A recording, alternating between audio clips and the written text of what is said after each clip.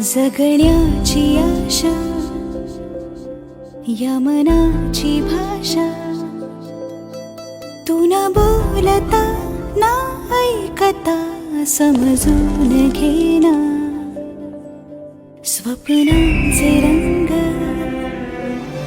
मी तुझ्यात दंग,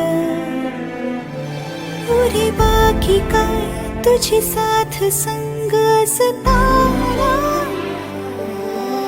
आकाशी चंद्र चांदण्या तोडून मी का आणल्या, मनाचा पाळणा करू बांधून घे जरा झुला.